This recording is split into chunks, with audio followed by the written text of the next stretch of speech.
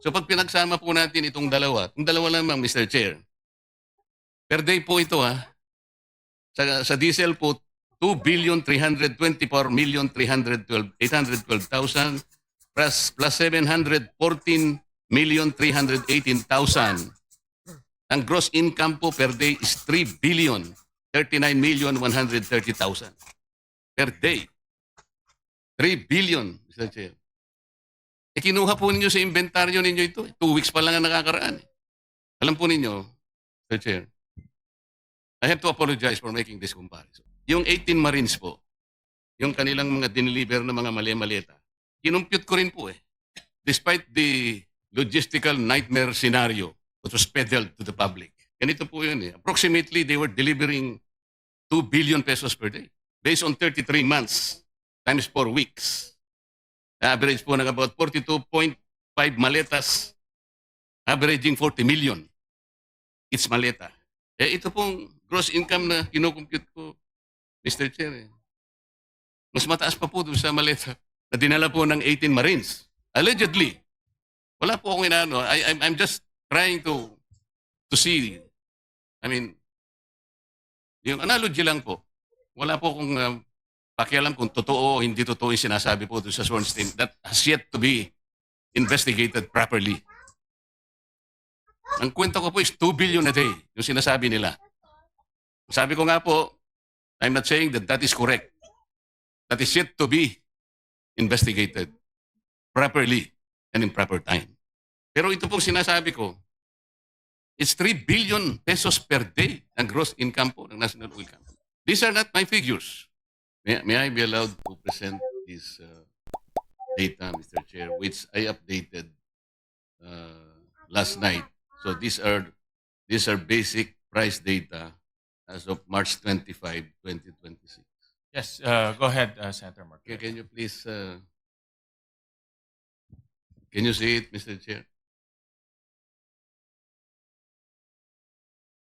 This slide, Mr. Chair, is provides the data supplied to me by Netherlands Refinery, Rotterdam Tanks in Singapore, as of March 25, 2026, on the basis of 100,000 shipment, 100,000 metric tons, which means 118 million liters. And assuming that Philippine peso is 60 pesos per $1, 1 metric ton equals 1,180 liters. The FOB price, as you will see in this slide, Mr. Chair, is 570 US metric ton per metric ton. Metric ton. Yung shipping cost nito, Mr. Chair, ito 1,500. So, yung MOPS niya is 1.71 dollar per liter. Kapag kinumpute natin ito, Mr. Chair, FOB $570. So, translate na natin $15 per liter. Isama natin ng $15 per liter. And MOPS of 1.71. Multiply that by 60, Mr. Chair, and divided by 1,180.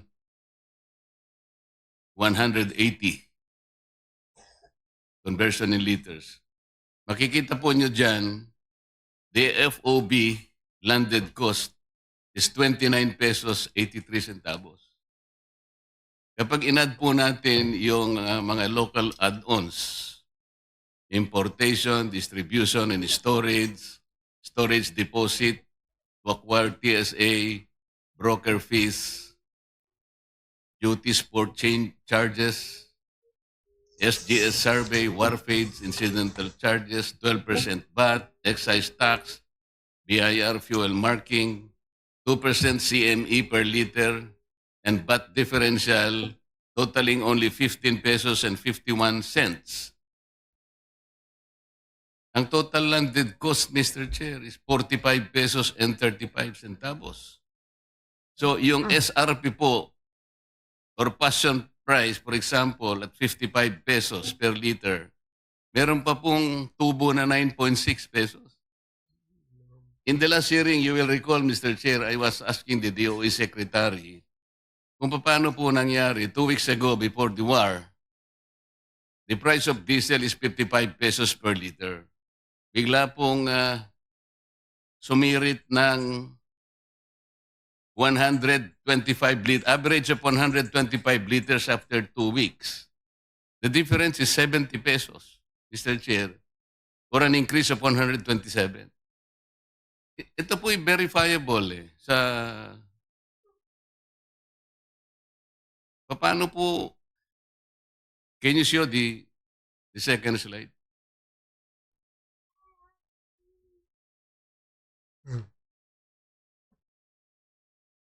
Yan ba yan?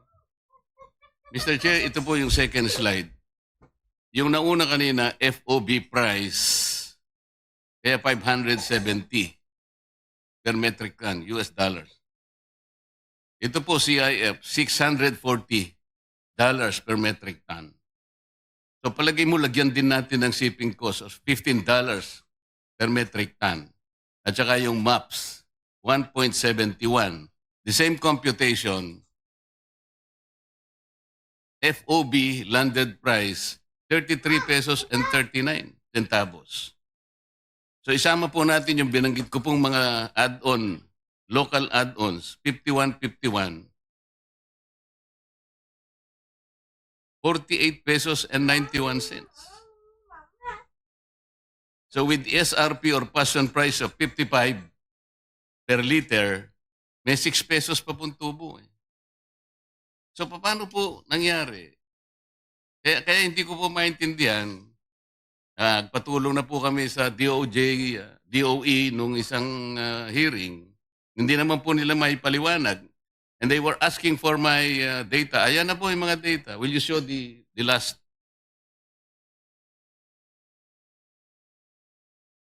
Mr. Chair, ito po yung last slide. CIF uli ito. Dito po Petronas, Malaysia Refinery. The tanks are all in Singapore. O ito po makikita nyo, $680 per metric ton. CIF. Maski lagyan pa natin ang shipping cost na $15 at saka yung 1.71 na MAPS. Again, using the same computation translated into liters, 35 pesos and 42 centavos. Plus the local add-ons, 50 pesos 94. Passion price, 55.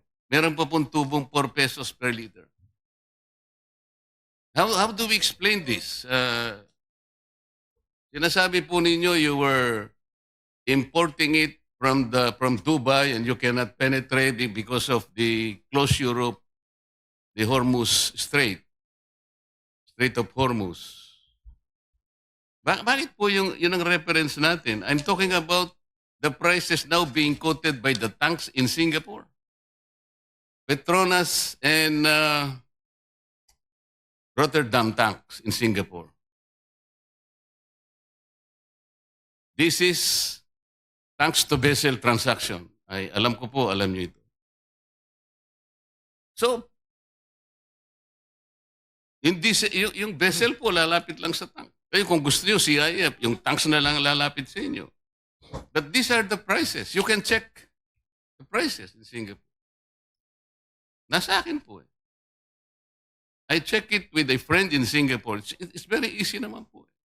We have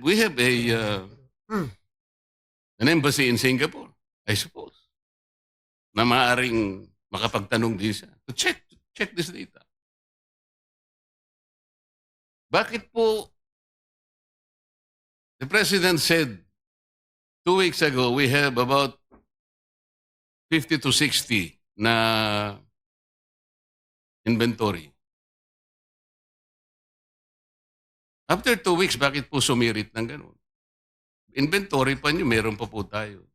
During the last hearing, we have 45 days for diesel and 54 days for gasoline as admitted by DOE. So what are we talking about?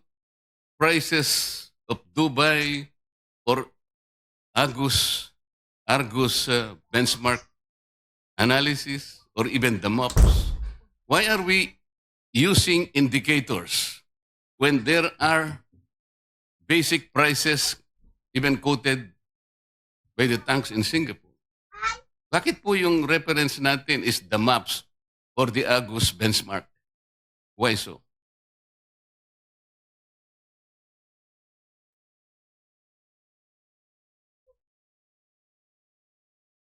These are hard facts, Mr. Chair. I'm showing it to you now. Saan po ninyo kinukuha yung langis ba? Dubai? May I answer, Mr. Chair? Yes, I am not familiar with the data that is being presented. But very clearly also, Dubai price now is 140. You can ask DOE. How can a product be cheaper than $140 per barrel? Sir, because it is being referenced to the Argus benchmark, the Argus data. You're taking it from the maps. You talk about Dubai maps or Singapore Platts. Indicators po ito eh. This is the trading floor like WESM. Tinetrade po natin yon. Pero kung yung mga tangki na po sa Petronas ang nagsasabi and they're providing this data to us, paano po natin i-reconcile ito? I'm not questioning your indicators po, but I am only showing some figures, hard facts that are supplied to me. Your Honor, again, this is the first time that we've seen the numbers. We would love to check it as well. But Yes, sir. yun Argus po kasi is another information provider. Para lang din maps yan eh. Pero dito kasi plots ang ginagamit. Yes, sir. Ano po yun eh? Worldwide po yun eh. Let's take the example of WESM sa electricity po. It's a trading floor. Ang WESM po, kapag ka walang bilateral contracts po yung supplier ng kuryente, pupunta sa WESM. Kung bilateral, may mga suppliers po ang Meralco, okay lang po yon. Pupunta lahat sila sa WESM. So yung WESM, the trading floor, ito yung spot market, ididikta niya. Pero hindi lahat ng pagkakataon sa WESM po yun. Minsan nga eh, sa WESM magtataka kayo eh, 32 pesos pa nga eh, per kilowatt hour, which is impossible. Sa Meralco, siguro 10, 11 pesos per kilowatt hour. Sa electric cooperative, siguro, medyo mataas ng konti, 14 to maybe 18 pesos per kilowatt hour. Yan sinasabi po ninyo is the trading floor. That's the spot market. But I'm telling you, these are the figures. You can check it. Kaya po binigay ko na po rin para makita po ninyong lahat. I can even give you a name of a company in Singapore. Para siya po yung makipag-deal. It will take only the government. Siguro mag-issue po kayong letter of intent. Baka mamaya po, sumagot na po yun eh. And for our country to issue the ICPO. Yusek, meron kang gusto sabihin? I'd like to thank, for the record, Mr. Chair, thank you very much. On behalf of the DOE, we asked for the data precisely to validate and also look into the conversion and the computation. So I'd like to thank the Honorable Marcoleta for showing it right now. For the record, Mr. Chair, may I provide the copies of the 3 slides I have shown? yeah, the committee will request for those computation and furnish the Department of Energy those computations as well as the associations of the different oil companies. With For your the record, permission. Mr. Chair, I am leaving it with the committee Yes. and for the DOE to just access this particular Yes. data. We will Thank you very furnish much, the Mr. Chair. we will furnish the department Senator Marcoleta. We'll discuss pricing later on. No? We're also very interested with pricing kasi yan ang dumediretso sa sikmura ng bawat isa. Eh. Pag sinabi natin pricing, talagang literally diretso sa sikmura ng bawat isa, especially ng ating mga PUV drivers. No? So, pag-uusapan ho natin yung mamaya at request ko nga si Senator Marcoleta to provide us with this computation because seems to me na napakalayo naman po yung quotation na nakuha ni Senator Marcoleta, which is just yesterday, versus yung actual pricing na nakikita natin ngayon. But we'll discuss that later on after we finish the comments and the statements. So next will be Chevron, represented by Mr. Tang Manuswong, the President and Country Chairman of Chevron Philippines. Go Thank you, ahead, sir. Mr. Chairman. Good morning, everyone. Before addressing the four inquiries from Mr. Chair, let me quickly address the point about the pricing. First and foremost, that's our first time seeing this information, so I appreciate if we can get that information for our validation purpose and also to make sure that the unit and the conversion is aligned with the practice here in the Philippines. What I immediately see from the list, what is missing is one of the key cost factor, which is the product premium that we have to pay to the trader, and that's already a big chunk of the cost component coming to the Philippines. Just to give an idea, now we are talking about dollar per barrel unit, unlike the dollar per liter unit just flashed up earlier. MOPS yesterday for diesel was more than $220 per barrel, while the product premium that we have to pay to the trader in order to get the supply is supposed to be, in normal circumstances, is between $0 to $1 per barrel premium. But as of yesterday, is more than $40 per barrel. That's the premium that we have to pay to the trader in order to get the supply. Again, after getting the information, that spreadsheet, we are willing to clarify and confirm the information whether the current information that we are using is aligned with that information or not. Representative from Chevron, we're coming from different perspective. What is the monthly consumption of the Philippines in terms of diesel? Diesel-wise, what is the national consumption? The daily volume is 33 million a day. Sir, I'm talking about monthly. How much? Monthly is 1.9, 900. Metric tons or barrels or what? Million liters. 996,348,000 liters. That's correct. Tama po. Yes, sir. Yes.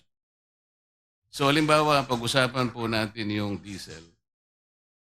Sabi po ng President, before the war broke out, we had 50 to 60 days of supply. Tama po.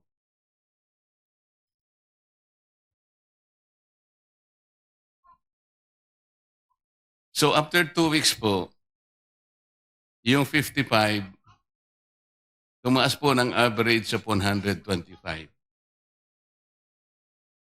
Kinuha po natin yung sa inventory, yung 125, sir. Tama po. Sir, you have to answer. Yes, sir. Okay. But I cannot speak for the others. Yes, sir. Kayo po yung sumagot kasi tinatanong ko yung Chevron, kayo po yung sumagot. Okay? I have the number kasi. Yes, sir. So, 996,348,000 liters per month. Yun po yung consumption natin sa diesel. So, nagkaroon po ng increase na 70 pesos per liter after 2 weeks. That's 127%. So, tingnan po ninyo, Mr. Chair. 996,348,000 liters times 70 divided by 30 days. That's 2.32 billion per day, approximately gross income. Is my computation correct, sir?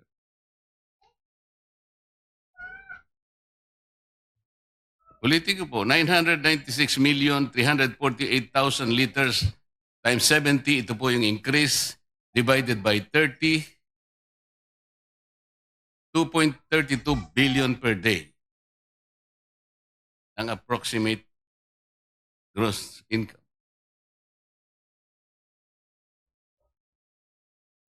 Kasi kinuha niyo po sa inventory. Wala pa naman po yung, di pa naman kayo umaangkat. 2 weeks pa lang po nakaraan eh. Gasoline. Used to be 50 liters per day, pre-war.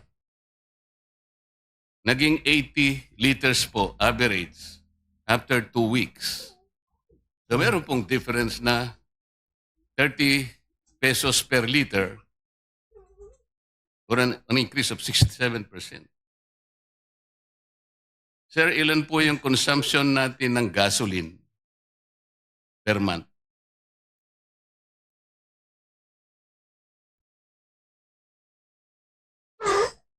Four 4,521,000 barrels or 714,318,000 liters. Correct po?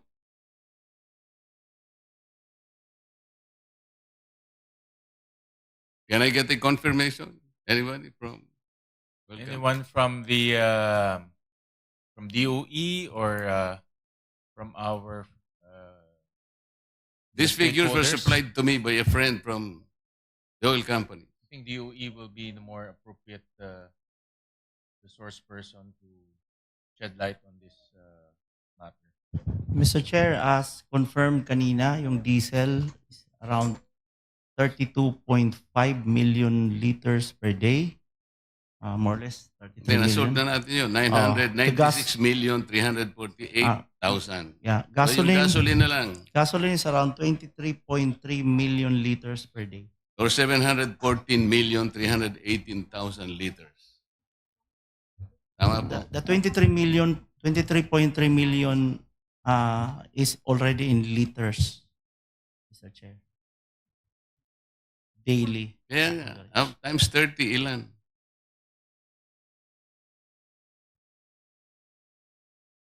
$714,318,000 liters of gasoline. Tama po. That's correct. Around O 600. yan, ito po, ganito.